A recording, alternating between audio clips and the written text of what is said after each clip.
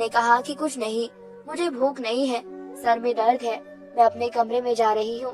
मैं यश से कहकर अपने कमरे में चली गई, अपनी रिपोर्ट दराज में रखी और अपने विचार लिए बेड पर बैठ गई। मेरे सोचने समझने की क्षमता खत्म हो चुकी थी। यश मेरा सगा कजिन था, मेरी बुआ का बेटा। मैं उसके बारे में ऐसा सोच भी नहीं सकती थी। जब मेरी बुआ की शादी हुई थी तो मैं 4 साल की थी। मेरी बुआ का ससुराल काफी दूर था और वो गांव था जहाँ दूर दूर तक कोई कॉलेज नहीं था। इसलिए मेरी बुआ ने कहा कि आप यश को अपने पास रख लो, वो यहाँ अच्छे से पढ़ लेगा। और यश मेरा भाई जैसा था तो मैं उस पर शक भी नहीं कर सकती थी। मैं अपना सर दोनों हाथों में लेकर बैठ गई। मुझे याद आने लगा कि पिछले कई दिनों से यश मुझे दूध के साथ दवा देता है, जिसे खाकर मैं गहरी नींद में सो जाती हूँ और सुबह जब मैं उठती हूँ तो बहुत ही खुश होती हूँ।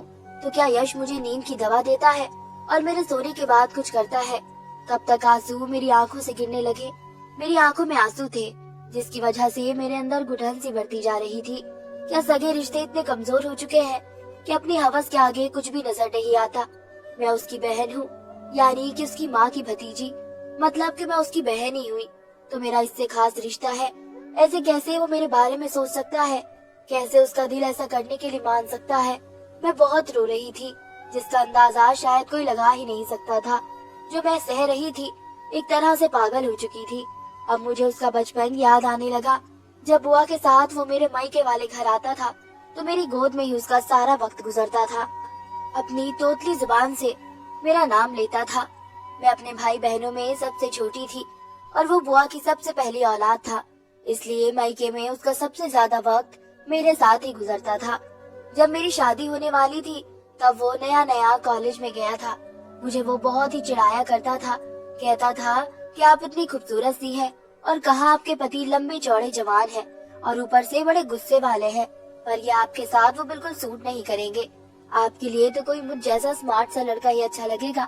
हर वक्त वो मुझे मेरे पति के नाम से छेड़ता रहता था, हंसता रहता था, मजाक करता रहता था। मैं उसे बस घूरती रहती थी। मेरी और उसके दरमियान अंडरस्टैंडिंग भी बहुत ही थी। जब वो यहाँ आया था तो मुझसे ज्यादा देर तक बातें करता रहता था, हंसता था, मजाक करता था। अब भी यही करता है।